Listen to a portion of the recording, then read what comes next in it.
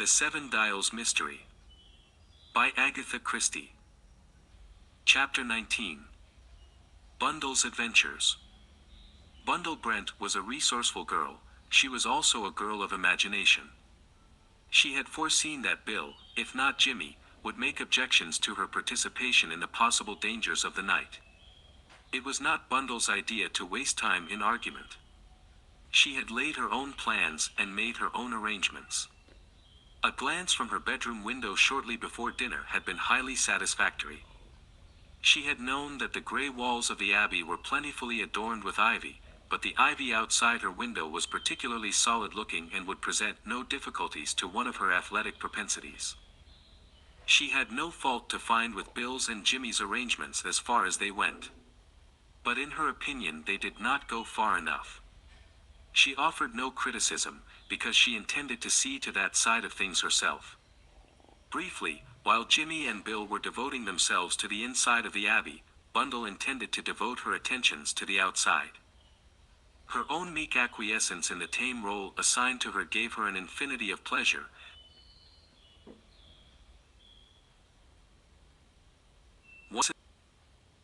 Though she wondered scornfully how either of the two men could be so easily deceived. Bill, of course, had never been famous for scintillating brain power. On the other hand, he knew, or should know, his Bundle.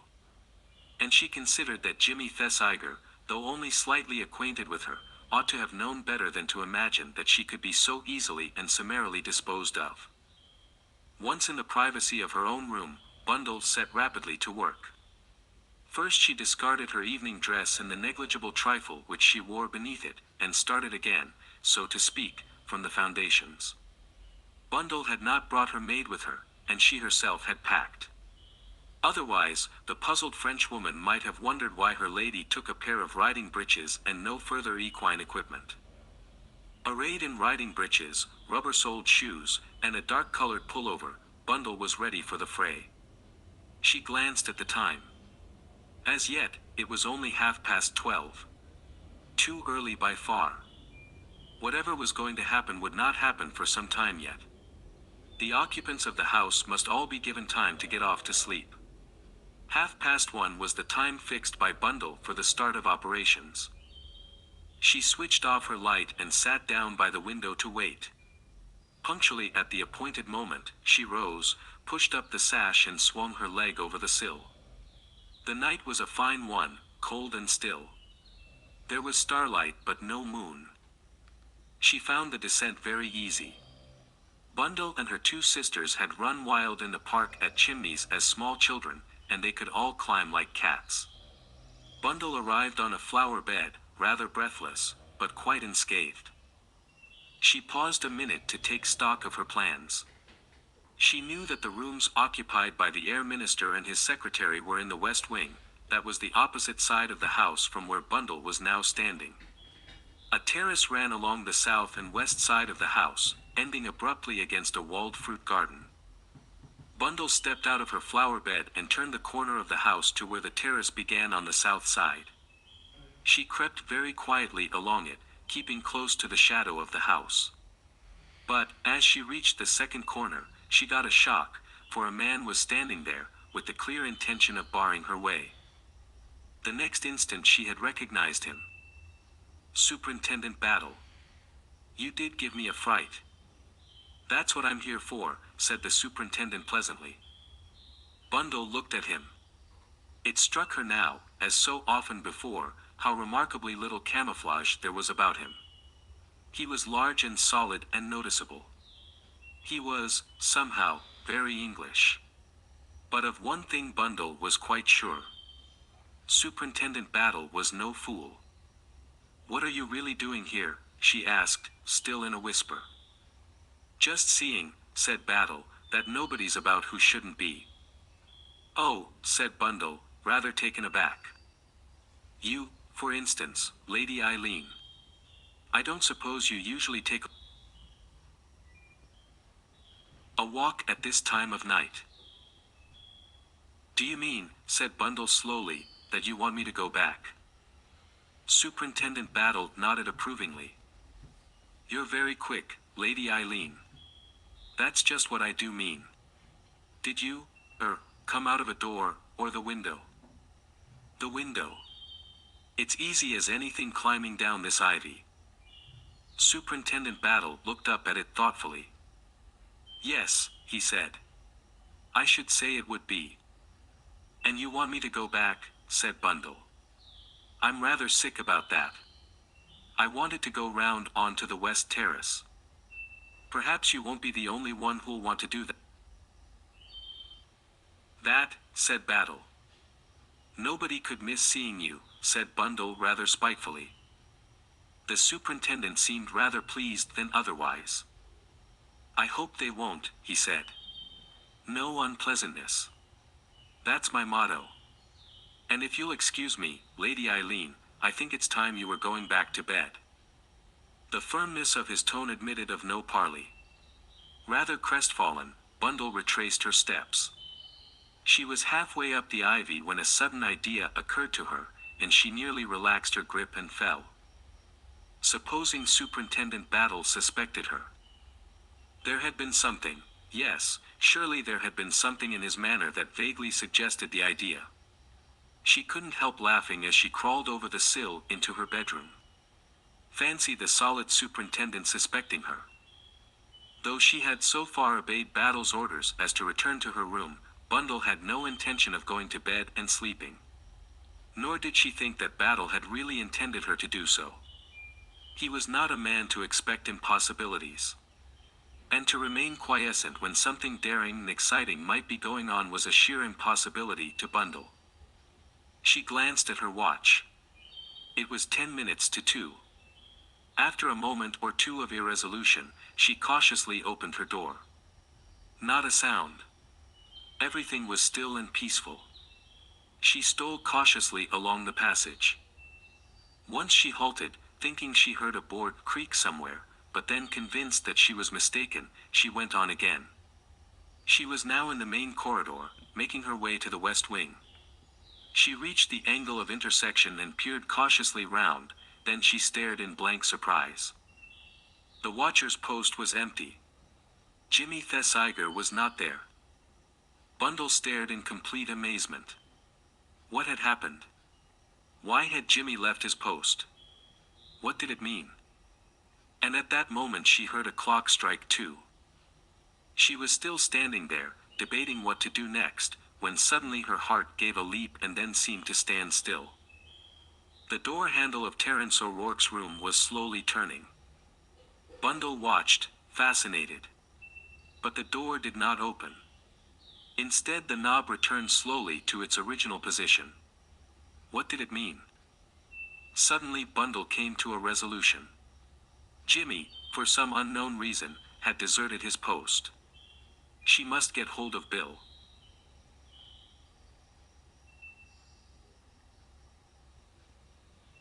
Quickly and noiselessly, Bundle fled along the way she had come. She burst unceremoniously into Bill's room. Bill, wake up. Oh, do wake up. It was an urgent whisper she sent forth, but there came no response to it. Bill, breathed Bundle. Impatiently she switched on the lights, and then stood dumbfounded. The room was empty, and the bed had not even been slept in. Where then was Bill? Suddenly she caught her breath. This was not Bill's room. The dainty negligee thrown over a chair, the feminine knickknacks on the dressing table, the black velvet evening dress thrown carelessly over a chair, of course, in her haste she had mistaken the doors. This was the Countess Radsky's room. But where, oh, where, was the Countess? And just as Bundle was asking herself this question, the silence of the night was suddenly broken, and in no uncertain manner. The clamor came from below. In an instant Bundle had sped out of the Countess's room and downstairs. The sounds came from the library, a violent crashing of chairs being overturned. Bundle rattled vainly at the library door. It was locked. But she could clearly hear the struggle that was going on within, the panting and scuffling, curses in manly tones, the occasional crash as some light piece of furniture came into the line of battle. And then, sinister and distinct, breaking the peace of the night for good and all, 2 shots in rapid succession. Chapter 20. Lorraine's Adventures. Lorraine Wade sat up in bed and switched on the light. It was exactly 10 minutes to 1. She had gone to bed early, at 9:30. She possessed the useful art of being able to wake herself up at the required time, so she had been able to enjoy some hours of refreshing sleep. 2 dogs slept in the room with her, and one of these now raised his head and looked at her inquiringly. "Quiet, Lurcher," said Lorraine, and the big animal put his head down again obediently, watching her from between his shaggy eyelashes. It is true that Bundle had once doubted the meekness of Lorraine Wade, but that brief moment of suspicion had passed.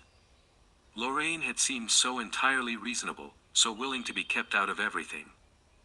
And yet, if you studied the girl's face, you saw that there was strength of purpose in the small, resolute jaw and the lips that closed together so firmly. Lorraine rose and dressed herself in a tweed coat and skirt. Into one pocket of the coat she dropped an electric torch.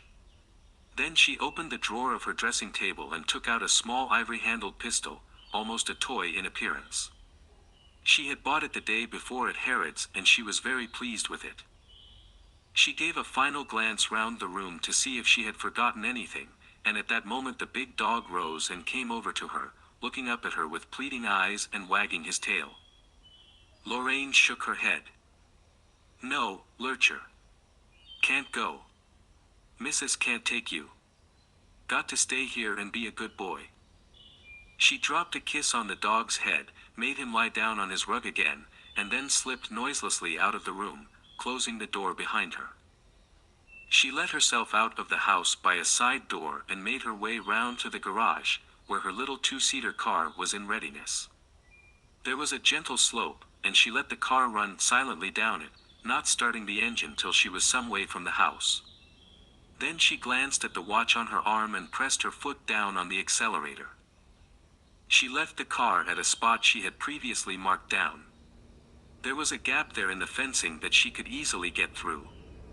A few minutes later, slightly muddy, Lorraine stood inside the grounds of Wyvern Abbey. As noiselessly as possible, she made her way towards the venerable ivy-covered building. In the distance a stable clock chimed 2. Lorraine's heart beat faster as she drew near to the terrace. There was no one about, no sign of life anywhere. Everything seemed peaceful and undisturbed. She reached the terrace and stood there, looking about her. Suddenly, without the least warning, something from above fell with a flop almost at her feet. Lorraine stooped to pick it up. It was a brown paper packet, loosely wrapped. Holding it, Lorraine looked up. There was an open window just above her head, and even as she looked a leg swung over it and a man began to climb down the ivy. Lorraine waited for no more. She took to her heels and ran, still clasping the brown paper packet. Behind her, the noise of a struggle suddenly broke out.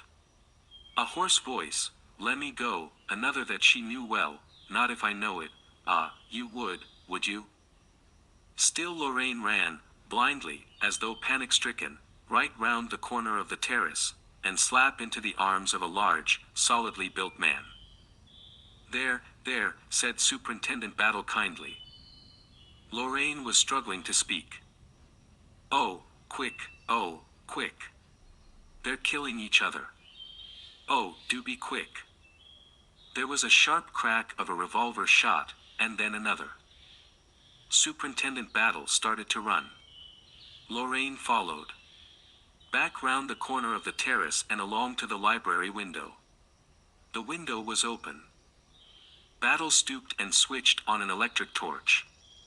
Lorraine was close beside him, peering over his shoulder. She gave a little sobbing gasp. On the threshold of the window lay Jimmy Thesiger in what looked like a pool of blood. His right arm lay dangling in a curious position. Lorraine gave a sharp cry. "He's dead," she wailed. "Oh, Jimmy, he's dead." Now, said Superintendent Battle soothingly, "don't you take on so. The young gentleman isn't dead, I'll be bound." See if you can find the lights and turn them on." Lorraine obeyed. She stumbled across the room, found the switch by the door and pressed it down. The room was flooded with light. Superintendent Battle uttered a sigh of relief. "It's all right, he's only shot in the right arm. He's fainted through loss of blood. Come and give me a hand with him." There was a pounding on the library door. Voices were heard, asking, expostulating, demanding. Lorraine looked doubtfully at it. "Shall I?" "No hurry," said Battle. "We'll let them in presently. You come and give me a hand." Lorraine came obediently. The superintendent had produced a large, clean pocket handkerchief and was neatly bandaging the wounded man's arm. Lorraine helped him. "He'll be all right," said the superintendent. "Don't you worry. As many lives as cats, these young fellows." It wasn't the loss of blood knocked him out either. He must have caught his head a crack on the floor as he fell. Outside, the knocking on the door had become tremendous. The voice of George Lomax, furiously upraised, came loud and distinct. "Who is in there? Open the door at once." Superintendent Battle sighed. "I suppose we shall have to," he said. "A pity." His eyes darted round, taking in the scene. An automatic lay by Jimmy's side. The superintendent picked it up gingerly, holding it very delicately, and examined it. He grunted and laid it on the table. Then he stepped across and unlocked the door. Several people almost fell into the room. Nearly everybody said something at the same minute. George Lomax, spluttering with obdurate words which refused to come with sufficient fluency, exclaimed, The meaning of this? Ah! It's you, Superintendent. What's happened?" "I say, what has happened?" Bill Eversleigh said, "My God." Old Jimmy, and stared at the limp figure on the ground. Lady Coote, clad in a resplendent purple dressing gown, cried out, "The poor boy," and swept past Superintendent Battle to bend over the prostrate Jimmy in a motherly fashion. Bundles said, "Lorraine." Herr Eberhard said, "Gott im Himmel," and other words of that nature. Sir Stanley Digby said, "My God, what's all this?" A housemaid said, "Look at the blood," and screamed with pleasurable excitement. A footman said, "Lor." The butler said, with a good deal more bravery in his manner than had been noticeable a few minutes earlier, "Now then, this won't do," and waved away under servants. The efficient Mr. Rupert Bateman said to George, "Shall we get rid of some of these people, sir?" Then they all took fresh breath. "Incredible," said George Lomax. "Battle, what has happened?" Battle gave him a look, and George's discreet habits assumed their usual sway. "Now then," he said, moving to the door, "everyone go back to bed, please. There's been a little accident," said Superintendent Battle easily. An accident. I shall be much obliged if everyone will go back to bed." Everyone was clearly reluctant to do so. "Lady Coote, please." "The poor boy," said Lady Coote in a motherly fashion. She rose from a kneeling position with great reluctance. And as she did so, Jimmy stirred and sat up. "Hello," he said thickly. "What's the matter?" He looked round him vacantly for a minute or two and then intelligence returned to his eye. "Have you got him?" he demanded eagerly. "Got who?" "The man. Climbed down the ivy. I was by the window there. Grabbed him and we had no end of a set to. One of those nasty, murderous cat burglars," said Lady Coote. "Poor boy." Jimmy was looking round him. "I say, I'm afraid we, have made rather a mess of things. Fellow was as strong as an ox and we went fairly waltzing around." The condition of the room was clear proof of this statement. Everything light and breakable within a range of 12 feet that could be broken had been broken. "And what happened then?" But Jimmy was looking round for something. Where's Leopold? The pride of the blue-nosed automatics. Battle indicated the pistol on the table. Is this yours, Mr. Thesiger? That's right. That's little Leopold. How many shots have been fired? One shot. Jimmy looked chagrined. I'm disappointed in Leopold, he murmured. I can't have pressed the button properly, or he'd have gone on shooting. Who shot first? I did, I'm afraid, said Jimmy. You see, the man twisted himself out of my grasp suddenly. I saw him making for the window and I closed my finger down on Leopold and let him have it. He turned in the window and fired at me and, well, I suppose after that I took the count. He rubbed his head rather ruefully. But Sir Stanley Digby was suddenly alert. Climbing down the ivy, you said. My God, Lomax, you don't think they've got away with it? He rushed from the room. For some curious reason nobody spoke during his absence. In a few minutes Sir Stanley returned. His round, chubby face was white as death. My God, Battle, he said, they've got it. O'Rourke's fast asleep, drugged, I think.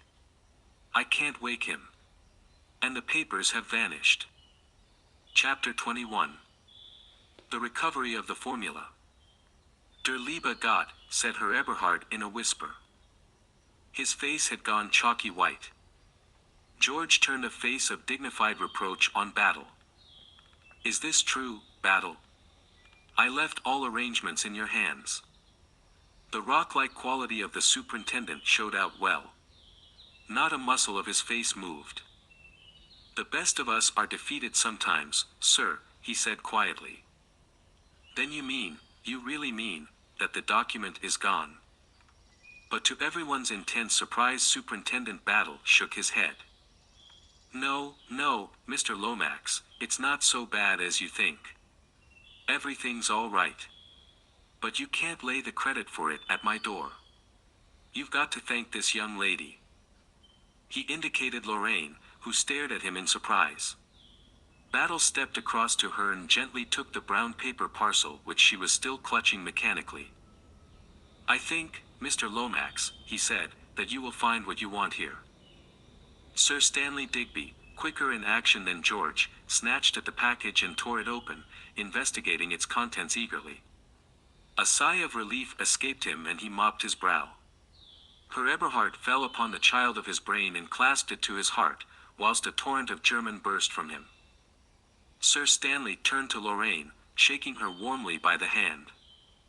My dear young lady, he said, we are infinitely obliged to you, I am sure. Yes, indeed, said George. Though He paused in some perplexity, staring at a young lady who was a total stranger to him.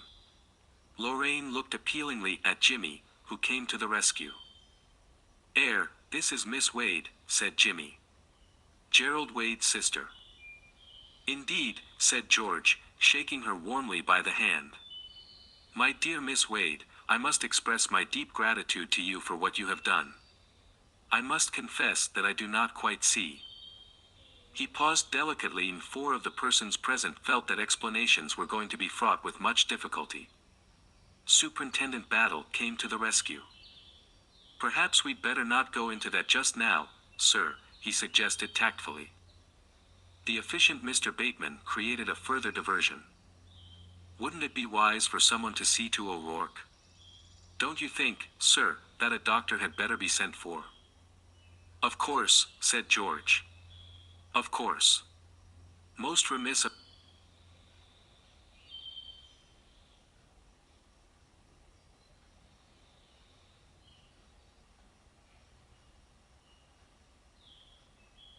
of us not to have thought of it before. He looked towards Bill. Get Dr. Cartwright on the telephone. Ask him to come. Just hint, if you can, that discretion should be observed.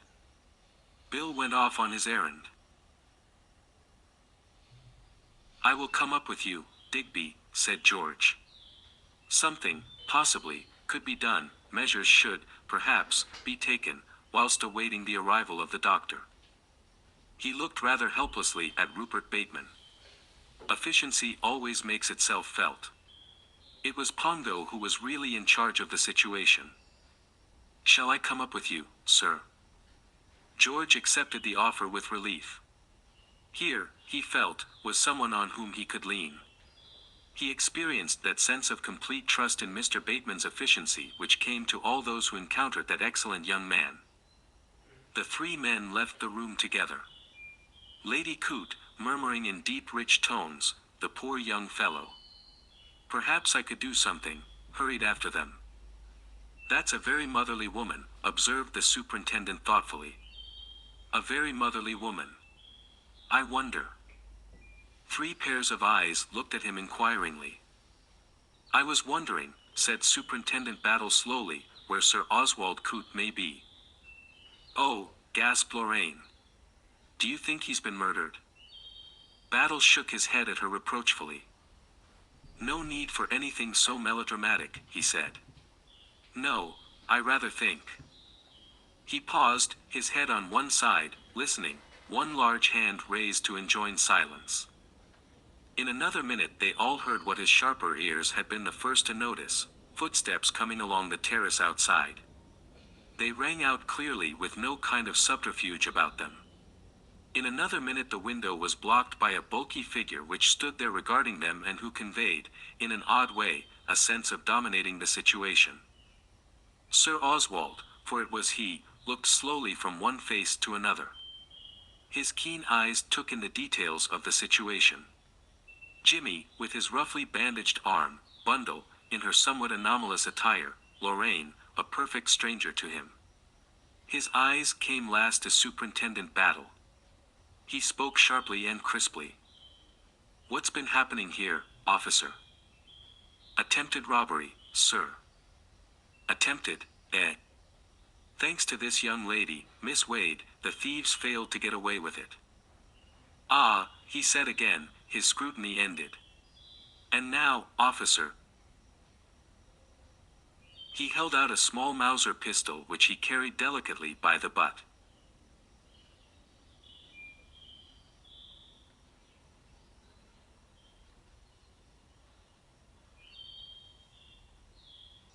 "Where did you find that, Sir Oswald?" "On the lawn outside.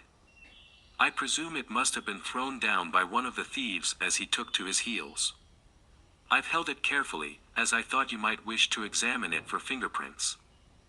"You think of everything, Sir Oswald," said Battle. He took the pistol from the other, handling it with equal care, and laid it down on the table beside Jimmy's Colt. "And now, if you please," said Sir Oswald, "I should like to hear exactly what occurred." Superintendent Battle gave a brief resume of the events of the night. Sir Oswald frowned thoughtfully. "I understand," he said sharply. "After wounding and disabling Mr. Thesiger, the man took to his heels and ran, throwing away the pistol as he did so. What I cannot understand is why no one pursued him." "It wasn't till we heard Mr. Thesiger's story that we knew there was anyone to pursue," remarked Superintendent Battle dryly. "You didn't, catch sight of him making off as you turned the corner of the terrace?" "No, I missed him by just about 40 seconds, I should say. There's no moon and he'd be invisible as soon as he'd left the terrace. He must have leapt for it as soon as he'd fired the shot." "Hum," said Sir Oswald. "I still think that a search should have been organized. Someone else should have been posted." "There are 3 of my men in the grounds," said the superintendent quietly. "Oh." Sir Oswald seemed rather taken aback. "They were to hold and detain anyone attempting to leave the grounds." "And yet, they haven't done so." "And yet they haven't done so," agreed Battle gravely. Sir Oswald looked at him as though something in the words puzzled him. He said sharply, "Are you telling me all that you know, Superintendent Battle?" "All that I know, yes, Sir Oswald. What I think is a different matter. Maybe I think some rather curious things, but until thinking's got you somewhere it's no use talking about it." And yet, said Sir Oswald slowly, I should like to know what you think, Superintendent Battle. For one thing, sir, I think there's a lot too much ivy about this place. Excuse me, sir, you've got a bit on your coat. Yes, a great deal too much ivy. It complicates things. Sir Oswald stared at him, but any reply he might have contemplated making was arrested by the entrance of Rupert Bateman. Oh, there you are, Sir Oswald. I'm so glad. Lady Coote has just discovered that you were missing, and she has been insisting upon it that you had been murdered by the thieves. I really think, Sir Oswald, that you had better come to her at once. She is terribly upset. Maria is an incredibly foolish woman, said Sir Oswald. Why should I be murdered? I'll come with you, Bateman. He left the room with his secretary. That's a very efficient young man, said Battle, looking after them. What's his name, Bateman? Jimmy nodded. Bateman, Rupert, he said. Commonly known as Pongo. I was at school with him. Were you? Now, that's interesting, Mr. Thesiger. What was your opinion of him in those days? Oh, he was always the same sort of ass. I shouldn't have thought, said Battle mildly, that he was an ass. Oh, you know what I mean. Of course he wasn't really an ass. Tons of brains and always swatting at things. But deadly serious. No sense of humor. Ah, said Superintendent Battle. That's a pity. Gentlemen who have no sense of humor get to taking themselves too seriously, and that leads to mischief. I can't imagine Pongo getting into mischief, said Jimmy. He's done extremely well for himself so far, dug himself in with old Coote and looks like being a permanency in the job. Superintendent Battle, said Bundle. Yes, Lady Eileen. Don't you think it very odd that Sir Oswald didn't say what he was doing wandering about in the garden in the middle of the night? Ah, said Battle.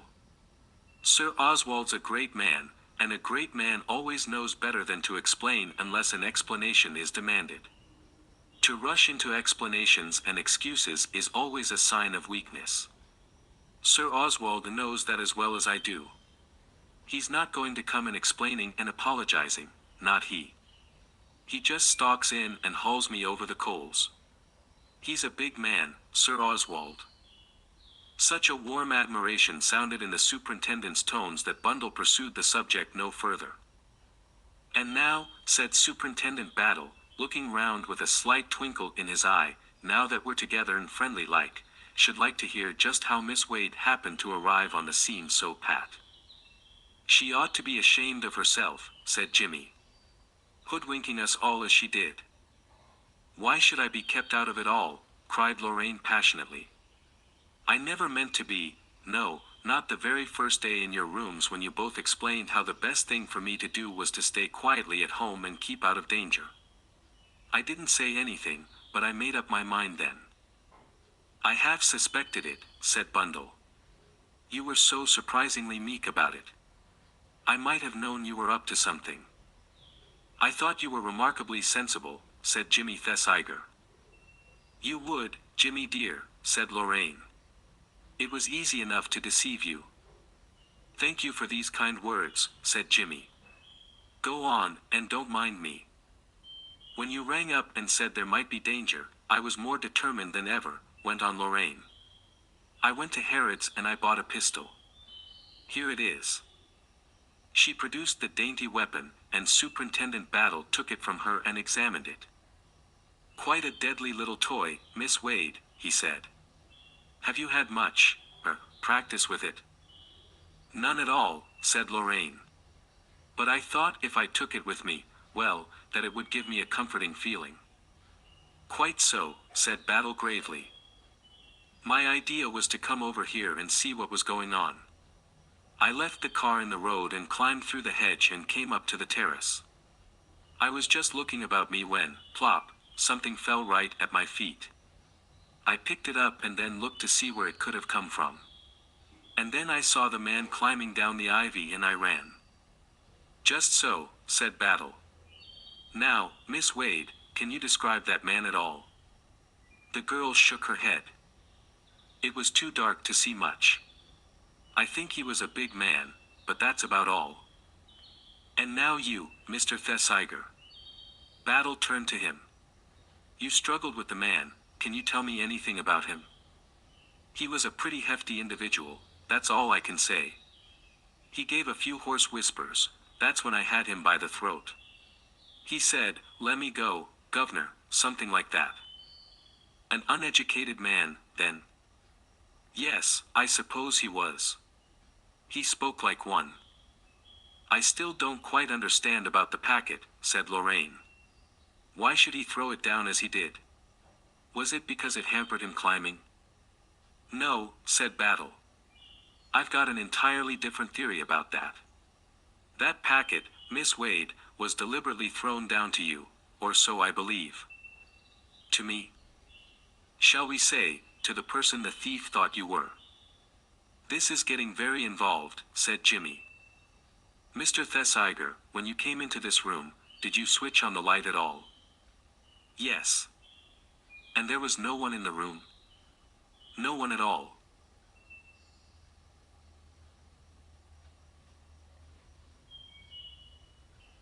But previously you thought you heard someone moving about down here? Yes. And then, after trying the window, you switched off the light again and locked the door. Jimmy nodded.